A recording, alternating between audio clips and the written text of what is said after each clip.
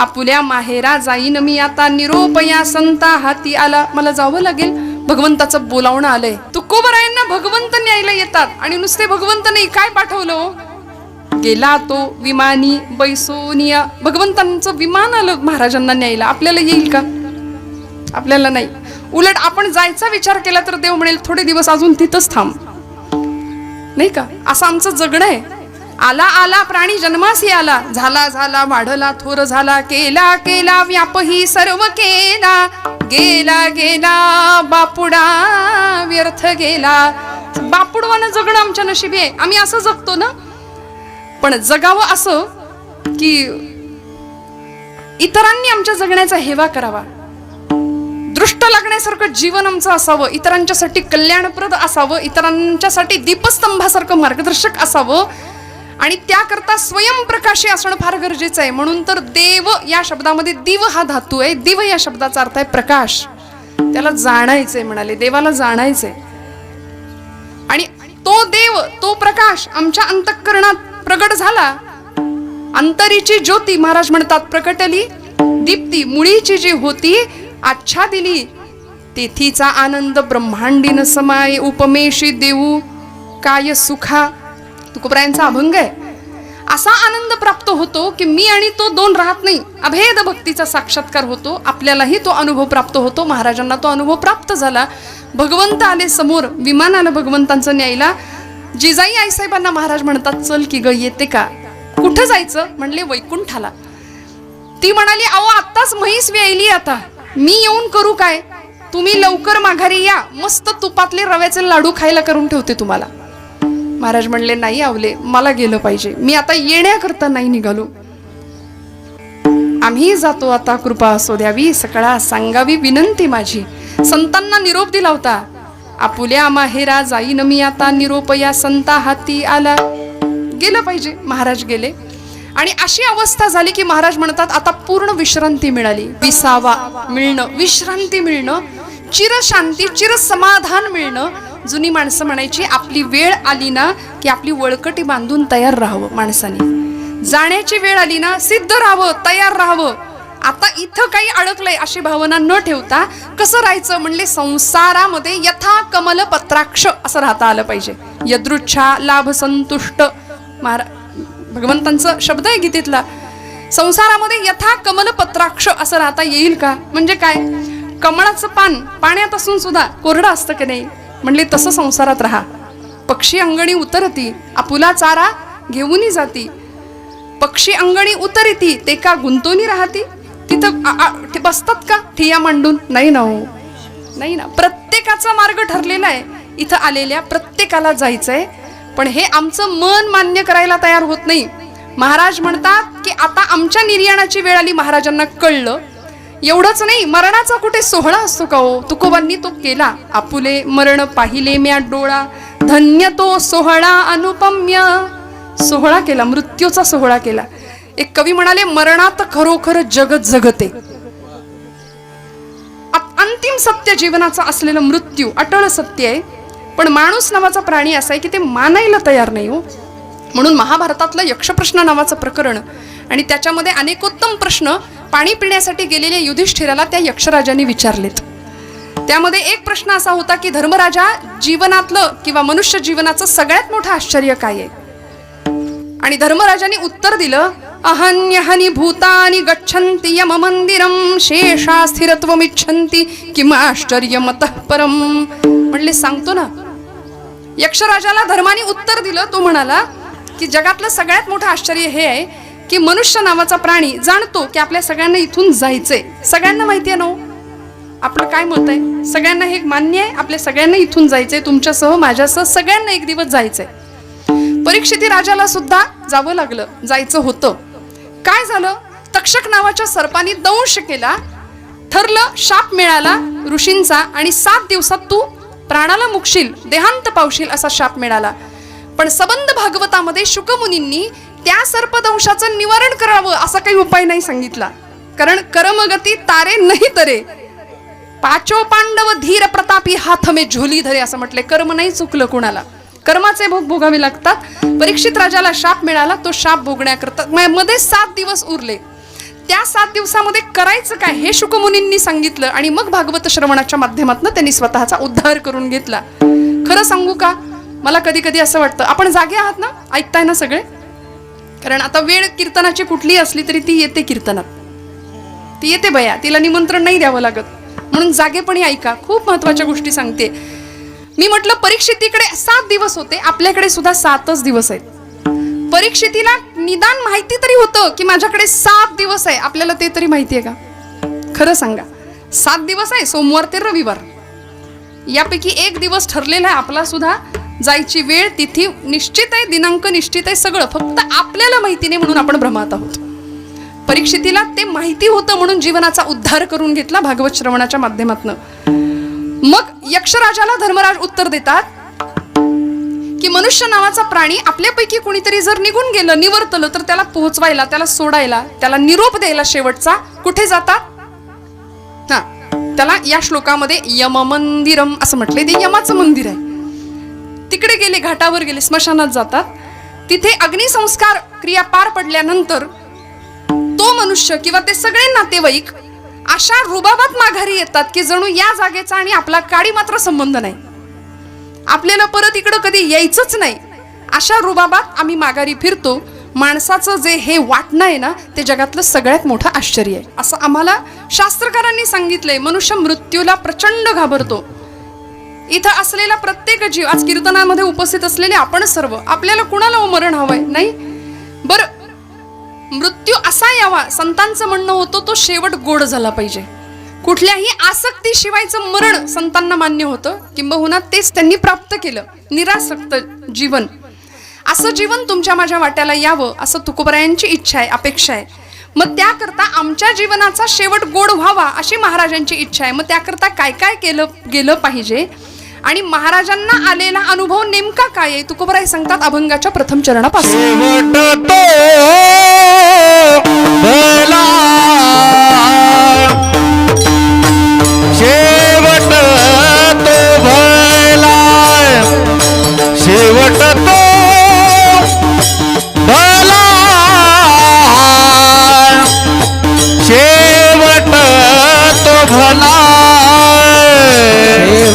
तो भला,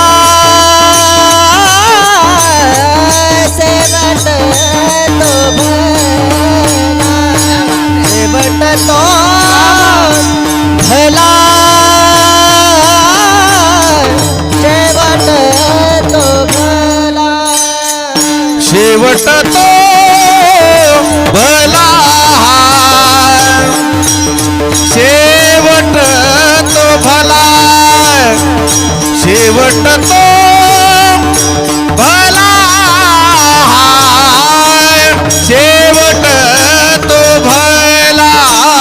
भला, भला, शेवट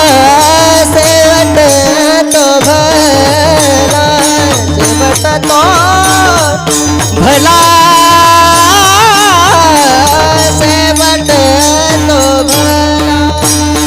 माझा बहु गोड झाला, माझा बहु गोड झाला,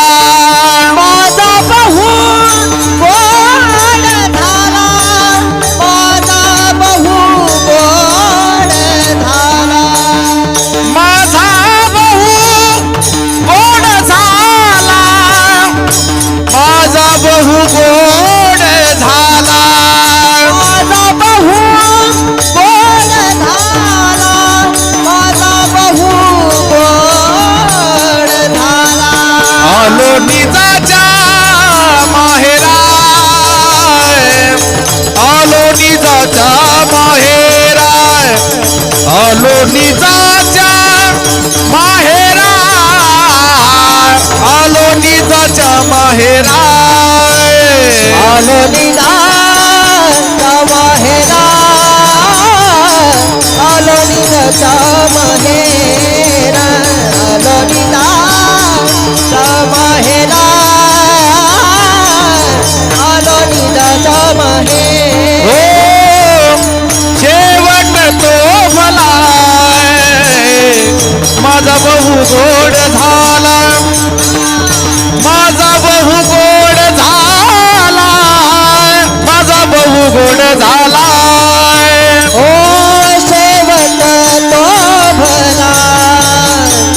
माझा बहु गोड झाला, माझा बहु गोड झाला, माझा बहु गोड झाला. शेवट तो भला माझा बहु गोड झाला. कसा शेवट झाला पाहिजे? आता ओंकार महाराज संतोष महाराजांनी गायलेली चाल जितकी गोड ना तितका शेवट गोड झाला पाहिजे म्हणाले. इतका गोड शेवट झाला पाहिजे. अतिशय जोरात टाळ्या वाजवा, टाळ्या कमी पडतायत. आपण कंटाळलात का? नाराज आहे का? नाही ना? टाळ्या खणखणीत वाजवल्या पाहिजेत. मस्त दाद द्यायची, छान टाळ्यांचा आवाज आला पाहिजे. शेवट तो भला माझा बहु गोड झाला. महाराज म्हणतात गोड शेवट झाला पाहिजे. व्यावहारिक जीवनामध्ये एखादी घटना घडली, एखादा प्रसंग घडला किंवा भांडण झालं दोन भावात, दोन जावात, आपण काय म्हणतो? बाबा रे मिटवून टाका, शेवट गोड करा. व्यवहारातली ही परिस्थिती आहे. तुकोबराय ज्या शेवटाची अपेक्षा करतायत किंवा जो शेवट आमच्या समोर मांडतायत ना, तो व्यवहारातला नाही, तो साधनेचा शेवट आहे. आपल्याला वाटतं शेवट म्हणजे संपलं, शेवटचा श्वास झाला की आपला शेवट झाला. नाही, महाराज म्हणतात माझा शेवट गोड झाला म्हणजे नेमकं काय झालं? माझ्या साधनेचा शेवट गोड झाला. कारण मनुष्य जन्माचं ध्येय काय हे मी जाणतो म्हणाले. भगवत प्राप्ती हे माझं ध्येय आहे. इथं आल्यानंतर या नरदेहीचे निज्ञाने सच्चिदानंद पदवी घेणे, एवढा अधिकार नारायणे कृपावलोकने दिधला. आयुष्याला येऊन परमार्थशास्त्रातली अत्युत्तम असलेली पदवी सच्चिद आनंद स्वरूप अशी अवस्था अनुभवणं हे मनुष्य जीवनाचं साध्य आहे. साक्षात भगवत स्वरूप होणं. मग त्या साध्याला मी पोहोचलो आणि माझं साधन संपलं. साधनाचा शेवट गोड झाला म्हणजे काय? मला साध्याची प्राप्ती झाली, मला भगवंत मिळाला. तुकोबरायांचा हा अनुभव आहे. म्हणून महाराज म्हणतात तुका म्हणे मुक्ती परिणिली नोवरी. एक काळ असा होता साधकावस्थेमध्ये महाराज म्हणायचे नलगे मुक्ती धनसंपदा संत संग देई सदा, हे चिदान देगा देवा तुझा विसर न व्हावा. पण या अवस्थेला पोहोचल्यानंतर भगवंत प्राप्त झाला आणि महाराज म्हणतात की शेवट गोड झाला. शेवट तो भला माझा बहु गोड झाला. आपल्याला वाटतं का आपला शेवट गोड व्हावा? कधी होणार? आपण जर आयुष्यभर वख वख वख वख केली आधुनिक सुखाच्या साधनांनी, संसारामध्ये गुरफटलो, संसरती इति संसारः ही संसाराची व्याख्या आहे. मग पुन्हा पुन्हा पुन्हा पुन्हा पुन्हा पुन्हा या भवचक्रामध्ये आम्ही असे गुंततोय की एखाद्या कमलकोशामध्ये तो भ्रमर अडकतो बघा, निष्क्रिय होतो. वर्णन केलं भर्तृहरींनी. रात्रीची वेळ त्या सरोवरामध्ये एक भुंगा शिरला आणि भलं मोठं ते कमळाचं फूल फुललेलं. संध्याकाळच्या वेळी बरोबर त्या फुललेल्या कमळामध्ये तो भुंगा गेला आणि संध्याकाळच्या वेळेला सूर्यास्त झाला म्हणून सूर्यास्ताच्या नियमानुसार, निसर्गाच्या नियमानुसार सूर्यास्ताला ते कमळ मिटलं. मिटलेल्या कमळामध्ये तो भुंगा अडकून बसला, नवे गुदमरायला लागला. आता एरवी लाकूड पोखरणारी त्याची ताकद इथे निष्क्रिय झाला. का? अडकला संसार बंधनामध्ये अडकला. त्याचा परिणाम असा झाला की तो गुदमरायला लागला, पण पाकळी कातरेना. ते पाकळी कातरून बाहेर यायची तयारी नाही. भर्तृहरी म्हणाले रात्रीर्गमिष्यति भविष्यति सुप्रभातम. म्हणले आता कशी तरी रात्र संपेल. रात्रीर्गमिष्यति भविष्यति हसिष्यति पंकज श्री. पंकज म्हणजे कमळ, पंकज पंक म्हणजे चिखल, ज म्हणजे जन्माला येणार. चिखलात जे जन्माला येतं ते कमळ, त्याला म्हणायचं पंकज. मग म्हणाला आता ही कमलिनी फुलेल, मग मी यातून बाहेर पडेन अशा विचारात तो असताना इतक्यात काय झालं? इत्थम विचिंतयति कोशगते द्विरेफे हा हंत हंत नलिनी गज उज्जहार. एवढ्यात हत्ती आला त्या रात्री त्या सरोवरात आणि बरोबर त्यांनी कमळाचं ते देठासकट फूल तोडून टाकलं. आता देठासकट उपटलेलं कमळाचं फूल पुन्हा फुलेल का? मग न फुलणाऱ्या त्या कमळकोशामध्ये आता फुलेल मग फुलेल अशी आशा धरून बसलेला तो भृंग गुदमरून मेला, पण त्यांनी पाकळी कातरली नाही. आता हे भ्रमराचं रूपक तुमच्या माझ्यासाठी, संसारात अडकलेल्यांसाठी आहे. आम्ही असेच इतके अडकून बसतो आणि एक दिवस असेच संपतो, पण परमेश्वर जवळ करत नाही. घटिका गेली, पळे गेली, तास वाजे झणाना, आयुष्याचा नाश होतो रामकारे म्हणाना. सहज जाताना निश्चिंत पद्धतीने तुकोबराय म्हणतात तसं जाता आलं पाहिजे. माऊली म्हणतात का झाकली या घटीचा दिवा. रूपक दिलं, उदाहरण दिलं. पेटत्या दिव्यावरती जर पात्र झाकलं तर तो दिवा कधी विझला, कसा विझला आपल्याला कळतही नाही, सहज विझून जातो. तसं आमचं जीवन समाधानाने सहज काळाच्या पडद्याआड निघून जावं, निरासक्त भावनेने निघून जावं. आणि याची काळजी परमेश्वर घेतो बरं का. आयुष्यभर ज्यांनी भगवंताचं सतत ध्यान केलंय की नाही, सतत ध्यान, सतत नामस्मरण, अहो येता जाता उठत बसता कार्य करता, सदा देता घेता वदनी वदता ग्रास गिळता, प्रत्येक वेळी भगवंताचं नामस्मरण करणाऱ्याची काळजी देव घेतो. कशी? तुलसीदासजी म्हणतात, ओठ कंठ चले नहीं जिव्हा रटे नाराम, ओठ कंठ चले नहीं जिव्हा रटे नाराम, राम हमारा जप करे हम बैठे आराम, कबीरा हम बैठे आराम, कबीरा हम बैठे आराम. कबीरांचा दोहा आहे हा. ओठ कंठ चले नाही. काय अवस्था होते? शेवट देहाची अवस्था काय होते? गलित गात्र झालेला देह उठलेलं बसवत नाही, बसलेलं उठवत नाही. अशा वेळी मुखाने नाम सुद्धा भगवंताचं नीट घेता येत नाही. जिव्हा रटे ना राम, परिणाम असा होतो, राम हमारा जप करे हम बैठे आराम. तेव्हा देव आमचं स्मरण ठेवतो. शास्त्रकार म्हणाले, यदि वातादि दोषेण मत भक्तांमाम हि विस्मरेत. जर शारीरिक आधी व्याधींमुळे माझा भक्ताला माझं विस्मरण झालं, परिणाम काय होतो? अहम स्मरामि तम भक्तम ददामि च पराम गती. मी माझ्या भक्ताला लक्षात ठेवतो म्हणाले, मी माझ्या भक्ताचं स्मरण करतो. त्यामुळे आपल्या आयुष्याचा सुद्धा शेवट जर व्हायचा असेल ना, तर तो गोडच झाला पाहिजे ही अपेक्षा. आमचं असं असतं, देहाला आम्ही मी समजून बसलो. तुकोबराय म्हणतात, माझा शेवट गोड झाला म्हणजे काय? माझी देहबुद्धी नष्ट झाली, संपली. कारण जिला आम्ही देहबुद्धी म्हणतो ना, त्या बुद्धीने असा निश्चय केलाय की मी म्हणजेच देह आहे, मी म्हणजेच देह आहे. पण देह म्हणजे मी नाही, त्या देहामध्ये असलेला मी कुणीतरी वेगळा आहे. माझं घर आपण म्हणतो की नाही, माझी गाडी, गाडी म्हणजे मी आहे का? घर म्हणजे मी आहे का? नाही. तसा माझा देह ज्यावेळी आपण म्हणतो ना, त्या देहामध्ये असणारा मी कुणीतरी वेगळा आहे. आणि तो मी कोण आहे? तो मी काय म्हणतो? आत्मषटकामध्ये आचार्य म्हणाले, अहम निर्विकल्पो. आपण म्हणतो मी म्हणजे देह, तो मी म्हणतो आतमध्ये जो मी आहे ना आमच्या, तो आहे म्हणून सगळं चाललंय बरं का. तो एकदा गेला की माणसं म्हणतात उचला, आता 4 माणसं लागतात खांदेकरी, उचला म्हणतात. तो आहे आतमध्ये चैतन्य रूपानी, ऊर्जा रूपानी, तिची शक्ती आहे आतमध्ये. म्हणून हा देह सगळा चालतोय, बोलतोय, वावरतोय, सगळे व्याप करतोय. पण हा मी निघून गेल्यानंतर या देहाला काही शिल्लक अर्थ राहत नाही. मग तो मी कोण आहे नेमका? तो मी म्हणतोय तरी काय? आचार्य निर्वाण षटकात म्हणतात, अहम निर्विकल्पो निराकार रूपो. तो मी स्वतःची ओळख सांगतोय. विभुर्व्याप्य सर्वत्र सर्वेंद्रियाणि न मुक्तिर्न बंध सदा मे समत्वम. चिदानंद रूप शिवोहम शिवोहम. न मे मृत्यु शंका न मे जाति भेद. पिता नैव मे नैव माता न जन्म न बंधुर्न मित्रं गुरुर्नैव शिष्य. चिदानंद रूप शिवोहम शिवोहम. न पुण्यं न पापं न सौख्यं न दुःखं न मंत्रे न तीर्था न वेदा न यज्ञ. अहम भोजनं नैव भोज्यं न भोक्ता. चिदानंद रूप शिवोहम शिवोहम. आम्ही म्हणतो देह म्हणजे मी नाही, पण त्या देहामध्ये असणारा तो मी आहे ना, तो म्हणतो मी तो आहे. कळतंय का? फार गोंधळ नाही ना. तो मी म्हणतो की मी तो आहे. म्हणजे कोण? तो जीव आहे ना आतमध्ये, त्या जीवाला माहितीये की त्या शिवाचा मी अंश आहे, बरोबर. पण आम्हाला त्याचा विसर पडला, आमच्या बुद्धीला त्याचा विसर पडला. बुद्धीने हा निश्चय केला की मी म्हणजेच देह आहे, मी म्हणजेच देह आहे. म्हणून देहावर होणाऱ्या, देहाच्या दृष्टीने सगळे भोग आम्ही घेतो. पण आतमधलं जे आत्मतत्व आहे ना, ते संतांनी जाणलं. माऊली म्हणतात, जीवीची या जीवा प्रेम भावाची या भावा. तुझं वाचुनी केशवा अनु नावडे.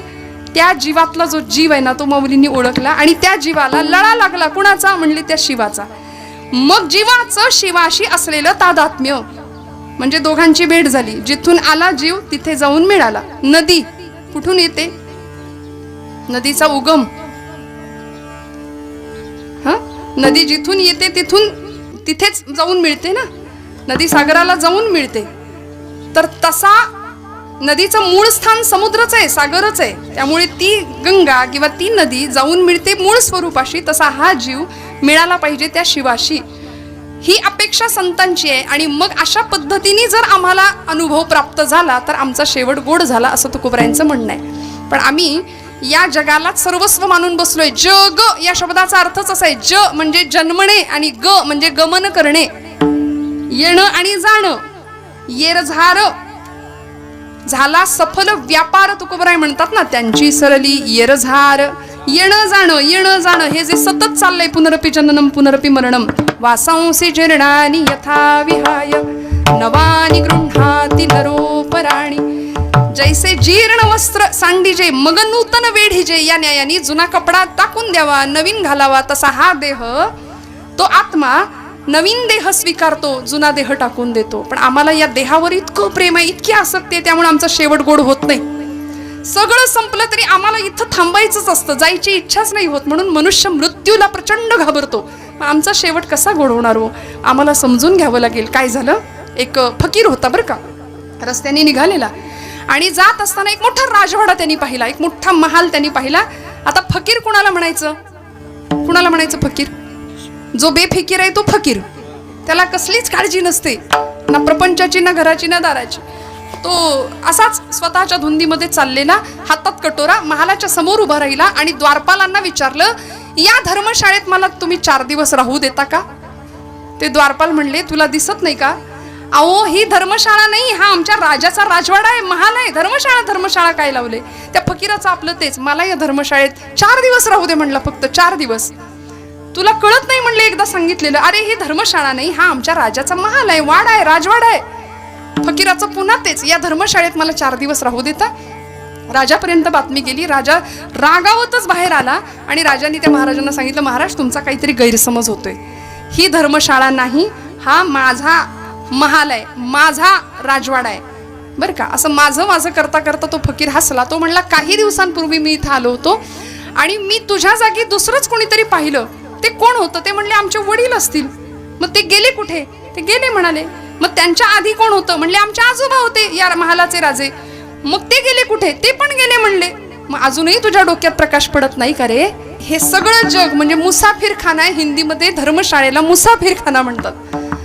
नैनो से नीर बहाएगा, खाली पिंजरा पडा रह जाएगा. सगळं सोडून जायचंय ना, हे सगळं इथं राहणार आहे. धन आणि भूमो पशवश्च गोष्ठे, भार्या गृहद्वारी जनस्मशाने, देहश्चितायां परलोक मार्गे, कर्मानुगो गच्छति जीव एकहा. कर्म फक्त सोबत येणार आहे. या आयुष्यभर खाऊन पिऊन पोसलेल्या देहाची सुद्धा 3 चिमट्या राख होणार आणि फक्त कर्म सोबत येणार आहे. सत्कर्म असेल तर आम्हाला सद्गती प्राप्त होणार आहे, बाकी सांगायची गरज नाही. त्यामुळे असं कर्म करावं की तुमच्या माझ्या जीवनाचा शेवट सुद्धा गोड व्हावा. जब तुम पैदा हुए जग हासे तुम रोय, अब ऐसी करनी कर चले पीछे न हसे कोय. आता सगळ्या जगाने तुझ्यासाठी रडावं. आमचं असं असतं, माणसं म्हणतात बरं झालं. नाही ना हो, हळहळावीत लोक आपल्या जाण्याने. असं जीवन असावं आमचं. असं आहे, कुणाच्या घेण्यात नाही, कुणाच्या देण्यात नाही. समाजाचं तिकडं वाटोळं का होईना, समाजाला आग का लागेना, धर्माचं वाटोळं का होईना, बांगलादेशला आग का लागेना, आमचं काही घेणं देणं नाही. आमचं घर, आमचा प्रपंच, आमची लेकरं बाळ, आम्ही सुखी, असं नाही. पण माऊलींनी काय केलं? सगळ्या जगाचा प्रपंच केला ना. आणि मग जे माहेर या अभंगात तुकोबरायांना अपेक्षित आहे ते माहेर मिळवलं. अभंगाचं 2रं चरण. आलोनी जा माहेरा, आलोनी जा माहेरा, आलोनी माहेरा, आलोनी माहेरा, आलोनी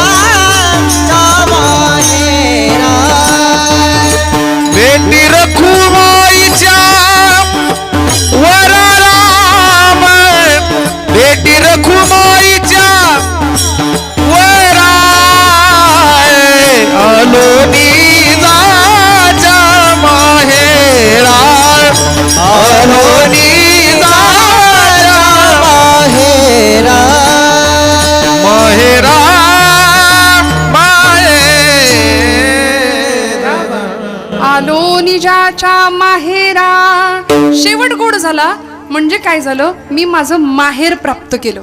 आलो निजाच्या माहेरा, भेटी रखुमाईच्या वरा. कुणाची भेट झाली? अहो तुमचं माझं माहेर आणि संतांचं माहेर याच्यामध्ये फरक आहे. आपलं माहेर, ज्या माहेरामध्ये भरपूर वेळ झोपायला मिळतं, भरपूर लाड होतात, येताना भरपूर आई पिशव्या भरून आम्हाला देते, माहेर वाशीन भरपूर लाड, हे आपलं माहेर. पण संतांचं माहेर, माझे माहेर पंढरी. जनाबाई म्हणतात ना, आहे भिवरेच्या तिरी. बाप आणि आई माझी विठ्ठल रखुमाई, माझे माहेर पंढरी. कोण आहे होती ते?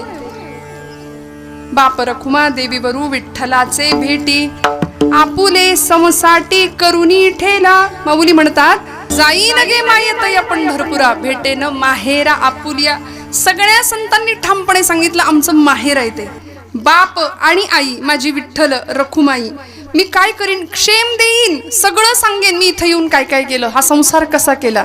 आणि हे सगळं जग म्हणजे हा संसार होता ना. माऊली म्हणतात, जाईन गे मायेत या पंढरपुरा, भेटेन माहेरा आपुलिया. अहो आपलं जरी माहेर व्यवहारातलं, त्या माहेराच्या दिशेने आपली पावलं चालायला लागली. एखाद्या माहेर वाशनीला, सासूर वाशनीला विचारा की ती माहेराला जाताना काय मनातल्या भावना असतात. आणि आज ज्यांचं पुण्यस्मरण आहे, आमच्या चांदगुडे आईंचं, मुलीचं आणि माहेराचं नातं काय असतं. आई निघून गेल्यानंतर त्या मुलीचं आपलं असं माहेरामध्ये काय उरतं, हे त्या आई नसलेल्या एखाद्या मुलीला विचारावं, एखाद्या मुलाला विचारावं की छत्र हरवून जाणं काय असतं. मग व्यवहारातलं हे माहेर, सगळ्या संतांनी, सगळ्या कवींनी या माहेरावर काव्य रचली, अभंग रचले. हे माहेर असं आहे, निजाच्या माहेरा शब्द वापरला ना तुकोबरायांनी. निजाच्या माहेरा, निज माहेर म्हणजे माझं माहेर, संतांचं माहेर. निज धाम गमन ज्याला म्हणतो ना, परमात्म्याचं धाम प्राप्त होणं म्हणजे माहेर प्राप्त होणं. आपल्याकडे व्यवहारामध्ये सुद्धा माहेरावर इतकं प्रेम असतं, आमचं इतकं प्रेम असतं की बहिणाबाईंना एका योग्याने प्रश्न विचारला. खानदेशातल्या बहिणाबाई चौधरी नावाच्या कवयित्री. बहिणाबाई काव्य करायच्या, छान ओव्या रचायच्या. आणि त्या एका योग्याने, एका साधूनी त्यांना प्रश्न विचारला, तू छान ओव्या करते म्हणून प्रत्येक महिलेच्या मुखामध्ये ओव्या असतात बघा आमच्या, म्हणजे जुन्या बरं का, नवीन नाही. मी म्हटलं जात्यावर बसून बहिणाबाई, जात्यावर बसून जनाबाई ओव्या गायच्या. परवा एका मुलीने कॉलेजच्या मला विचारलं, ताई जात्यावर कसं बसायचं? म्हटलं बाई जात्यावर नसतं बसायचं, जात्याच्या शेजारी बसायचं, खुंटा हाताला घ्यायचा, मस्त पाय पसरायचा आणि खणखणीत आवाजात ओवी गायची. म्हणे जात्यावर कशी म्हणायची ओवी? जातं कुठं आहे? म्हणलं मिक्सरवर म्हण. उत्तम. पूर्वजांचं शहाणपण आम्हाला वापरता यावं, कुठेही ओवी गायली तरी चालते. आणि इतकी ओवी सुंदर असायची बहिणाबाईंची, माहेरच्या ओव्या. तो योगी म्हणायचा, तो साधू म्हणतो बहिणाबाईंना की तू ओव्या रचते, सासरचं जातं असतं आणि ओव्या गाते माहेरच्या. हा किती सुंदर गोष्ट आहे बघा ना. जातं सासरचं, राहते सासरी, पीठ दळतय सासरचं आणि ओव्या मात्र माहेरच्या. बहिणाबाईंनी फार सुंदर सांगितलं, ऐक नीट मी सांगते. बहिणाबाई म्हणतात, देरे देरे योग्या ध्यान, ऐक नीट मी सांगते, लेकीच्या माहेरासाठी माय सासरी नांदते. लेकीला माहेर मिळावं म्हणून माय सासरी नांदते. हे माहेरपण आहे, हे माहेराचं नातं आहे. माहेरचा वारा सुद्धा आम्हाला प्रिय असतो म्हणतात ना. त्यामुळे या संसाररूपी सासर, हे सासर आहे. इथं मला का ठेवलंयस? आता माझी तुझी गाठ पडली पाहिजे म्हणून ओढ लागली माहेराची. आलो निजाच्या माहेरा. आणि ही माहेराची वाट कशी आहे माहितीये का? अत्यंत सुखरूप आहे, अत्यंत श्रेयस आहे, आनंद देणारी आहे, जवळीचं नीट सुखरूप म्हणाले. त्यामुळं तर त्या माहेराला जाण्याकरता सकल संतांनी ती वाट धरली. ऊन नाही, थंडी नाही, वारा नाही, पाऊस नाही, सगळे पोहोचतात पंढरपूरला आषाढीला, कार्तिकीला. माऊलींकडे सगळे जातो आम्ही. जगामध्ये लक्षात ठेवावं, ज्याला माय नाही, बाप नाही, त्याला अनाथांची माय असलेली, ती इंद्रायणीच्या काठी असलेली सगळ्या जगाची माय विश्व माऊली ज्ञानोबाराय आहेत बरं का. ज्याला आई वडील आता नाही आहेत, आई वडील गेले असं असतं ना, त्यांनी तिथे मस्तक टेकवावं. आणि ते जगाची माय आहे. माझी माऊली म्हणून कडकडून मिठी मारतो की नाही आपण समाधीला, डोळ्यातनं अश्रुधारा वाहतात, आमचं हृदय हेलवून जातं नुसतं माऊली म्हटलं तरी. कारण विश्वाचे आर्त माझ्या मनी प्रकाशाले, अवघेची झाले देह ब्रह्म, अशी अवस्था आहे. ज्ञानोबांचं आमच्या महाराष्ट्रामध्ये असणं हे महाराष्ट्र सारस्वताला मिळालेलं खूप मोठं दान आहे. ज्ञानोबांची ज्ञानेश्वरी असू दे, तुकोबांची गाथा असू दे, या सगळ्यांनी आमचं मन मनगट आणि मेंदू असा बळकट करून आमच्या मनाची मशागत केली आहे, सतत जागं ठेवण्याचं काम केलं ना हो. त्यामुळे तुकोबाराय म्हणतात, या पद्धतीने जर आम्ही चाललो तर गुंता पटणार नाही. न पडेची कोठे गुंता कोठे काही तेणेची पंथे चालव जाता. या मार्गावरून जर आम्ही चाललो तर आयुष्य सरळ होईल, सुलभ होईल, सुकर होईल, छान पुढे निघून जाईल आणि मग आयुष्याचा शेवट गोड झाल्याशिवाय राहणार नाही. हे सगळं घडल्यानंतर मागची जी कर्म आहेत, मागची जी दुःख आहेत, त्या दुःखांचा परिहार होणार आहे. तुकोबाराय म्हणतात, माझ्या दुःखांचा परिहार झाला. परिहार झाला हो, परिहार झाला हो, परिहार झाला हो, परिहार झाला. परिहार झाला, झाला परिहार झाला, परिहार झाला हो, परिहार झाला. अवघ्या दुःखाचा मागिला, अवघ्या दुःखाचा मागिला,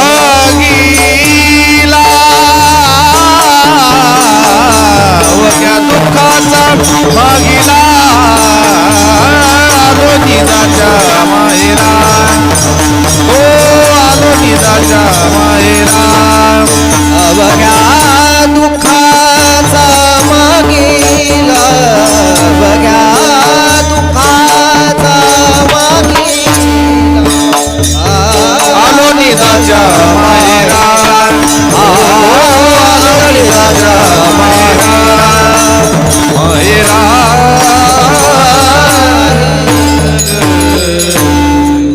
परिहार झाला अवघ्या दुःखाचा मागिला, आलो निजाच्या माहेरा, भेटी रखुमाईच्या वरा.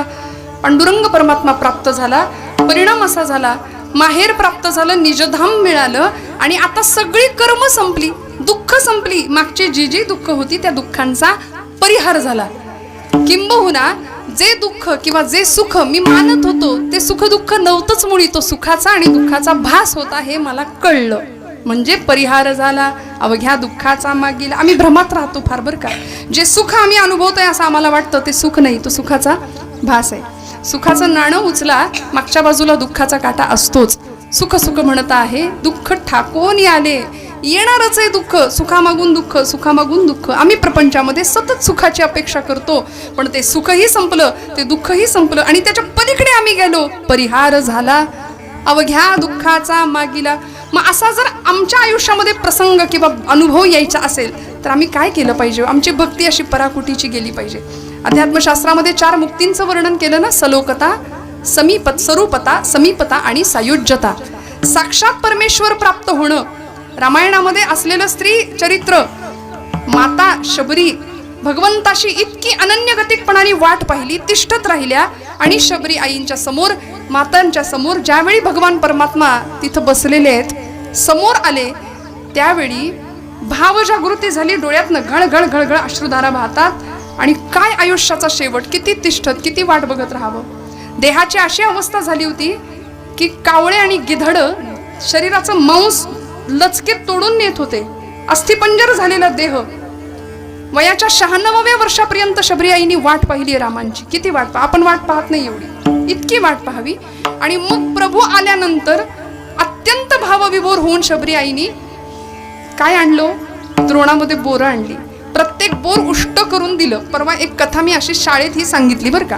त्या शाळेतल्या मुलांनी मला नंतर येऊन प्रश्न विचारला, ताई किती अनहायजेनिक म्हणाले, अशी उष्टी बोरं, म्हणजे हे सगळं अनहायजीन आहे ना, असं उष्ट कोणाला कोणी कोणाचं खातं का म्हणाले. अशी उष्टी बोरं. त्याची आई शेजारी होती.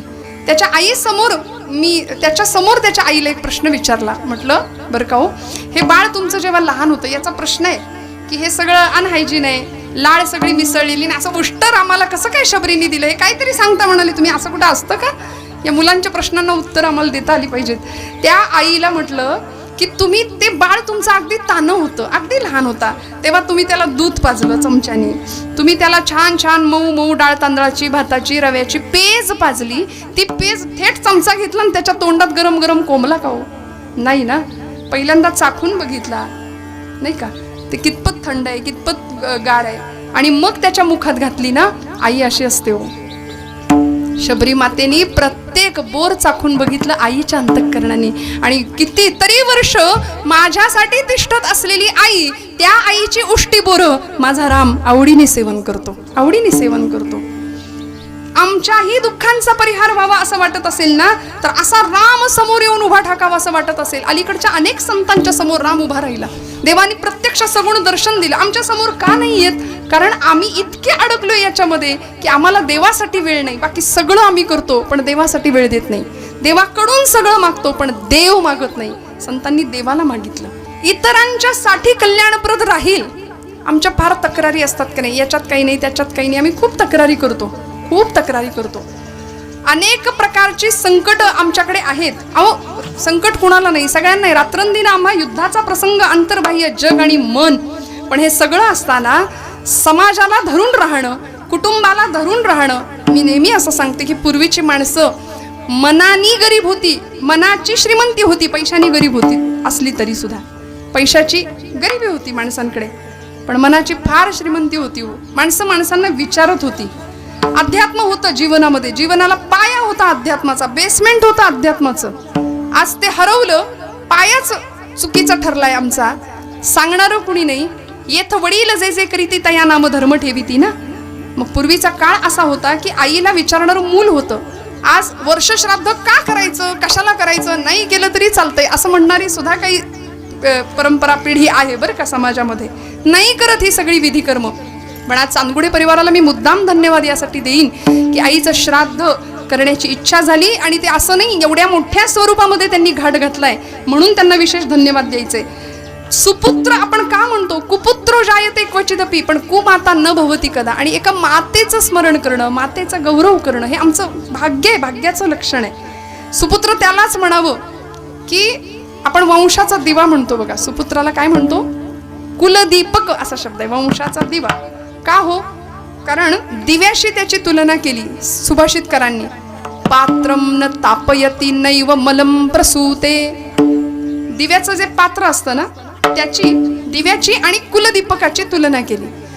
पात्रम न तापयती नैव मलम प्रसूते, स्नेहम न संहरती नैव गुणान क्षिणोती, द्रव्यावसान समये चलताम न धत्ते, सत्पुत्र एव कुल सदमणी कोपी दीपहा म्हणाले. दिव्याचं जे पात्र असतं, चांगला दिवा कशाला म्हणायचं? उत्तम दिवा कुठला असतो की जो बाहेरून तापत नाही. बाहेरून तापत नाही, त्याचा धातू उत्तम असला की तो बाहेरून तापत नाही. पात्रम न तापयती, तसा हा दिवा सुद्धा ताप न देणारा असावा. आई वडिलांना, समाजाला, कुटुंबाला आपण दिवा म्हणतो, मग तो तापदायक नसला पाहिजे. असा सुपुत्र असावा जो आईचं पित्याचं ऋण फेडेल. नव्हे, देहाचं जोडे, चामड्याचे जोडे जरी करून घातले आई बापांच्या पायामध्ये तरी ते फिटत नाही ना ऋण. त्यामुळे हे ऋण कधीच पिटू शकत नाही. या माध्यमात आई वडिलांच्या जवळ राहणं, त्यांच्या सहवासात राहणं आणि त्यांच्याविषयी कृतज्ञता व्यक्त करणं हे धर्मशास्त्राचं, हे मानवी जीवनाचं इप्सित आहे. म्हणाले पात्रम न तापयती नैव मलम प्रसूते. दिवा, चांगला दिवा कुठला असतो? जो काजळी धरत नाही. तसा म्हणाला हा दिवा सुद्धा, ज्याला आपण वंशाचा दिवा म्हणतो, कुलदीपक म्हणतो, हा सुद्धा इतरांना त्रासदायक नसला पाहिजे. द्रव्यावसान समये चलताम न धत्ते. आई वडिलांचं जवळचं सगळं संपलं, द्रव्य, किंवा आई वडिलांना वृद्धाश्रमात टाकणारा आजचा सुपुत्र, आजचा पुत्र, सुपुत्र कसं म्हणावं त्याला, तो कुपुत्रच आपण समाजामध्ये पाहतो. आणि आज परिस्थिती अशी खचाखच भरलेत वृद्धाश्रम, श्रोते हो, खचाखच भरलेत. ज्यांना लहानाचं मोठं केलं, तर हाताच्या फोडासारखं वाढवलं, मोठं केलं, रक्ताचं पाणी केलं, त्या पोरांना बघण्यासाठी तडफडतायत ते. मोठमोठ्या साहेबांची मुलं आहेत तिथं. आणि अजून सांगेन, हिंदू धर्मातल्याच लोकांचे जास्त आई वडील वृद्धाश्रमात आहेत. बाकीच्या धर्मियांकडे बघा, त्यांच्या आई वडिलांचं त्यांना ओझं नाही होत, ते सांभाळतात, खूप प्रेम करतात. आपल्यालाच का असं होतं? काय झालंय आमच्या हिंदू धर्मियांना? का आम्ही आमचं सांभाळत नाही? का आम्ही आमची श्रीमंती लक्षात घेत नाही? काय असतं आईचं अंतःकरण? किती प्रेमाने सांभाळते आपल्या लेकराला. धाक द्यावा तो सुद्धा असा, त्या आईला लहान मूल दंगा करत असेल, कुठे झाडू कुठे केरसुनी, आणि इकडे ती चप्पल, तिला चप्पल माहिती नसते, 15 मिनिटं ती चप्पल शोधते, पण तिला माहिती नसतं असं नाही. त्याच आईला घरातली एखादी वस्तू रात्रीच्या अंधकारात शोधायला सांगा, ती एका मिनिटात शोधून तुम्हाला देईल. पण तिला चप्पल किंवा ती किरसुणी सापडत नसते असं नाही, तिला मारायचंच नसतं, तिला फक्त धाक दाखवायचं असतं. म्हणून तर ती म्हणते, जा मेल्या तिकडं, उन्हात काय मरतो, घरात येऊन मर. ही आई आहे. प्रचंड प्रेम मातेचं. त्यामुळे आईचं जाणं दुःखदायक आहे बरं का, आईचं जाणं दुःखदायक आहे. मी म्हणत होते ना की आईवर प्रेम करणारा समाज, पित्यावर प्रेम करणारा समाज, माता पित्यांच्या ऋणात राहणारा समाज पूर्वीच्या काळी होता. कारण मनाची श्रीमंती होती, पैशाची श्रीमंती आज आम्ही पाहतो, पण मनाची श्रीमंती अशी होती. घराघरामध्ये रंगीत टीव्ही नव्हते, होते का? साधा ब्लॅक अँड व्हाईट टीव्ही असायचा, पण माणसाची मन रंगीत होती. टीव्ही साधा होता पण माणसाची मन रंगीत होती. साध्या टीव्हीवर सुद्धा इतका आनंद होता. आता हातामध्ये रिमोट आहे, पण 1 सेकंद आमचं पोर टीव्हीवरचं एक दृश्य सरळ 1 सेकंद बघू शकत नाही सलग, सतत बटन दाबतोय तो. मनाची अविचल मन आहे, अत्यंत चंचल मन आहे, प्रचंड द्विधा अवस्था आहे, शांत बसायला तयार नाही कुणी. कीर्तनात सुद्धा 2 तासात 1.5 तासात किती प्रकारे मांड्या बदलल्या, आपण आसनं बदलली बघा. आपलं नाही सांगत आहे मी, आपली मन स्थिर नाही आहेत ना, मनाची अवस्था अशी आहे. मग मन स्थिर व्हावं, आमचं मन समृद्ध व्हावं आणि भगवंताकडे धाव घ्यावी त्या मनाने, ही संतांची अपेक्षा आहे. आणि हे सगळं जेव्हा आम्ही करू तेव्हा आमच्याही दुःखांचा परिहार झाल्याशिवाय राहणार नाही. विठोबा कुमार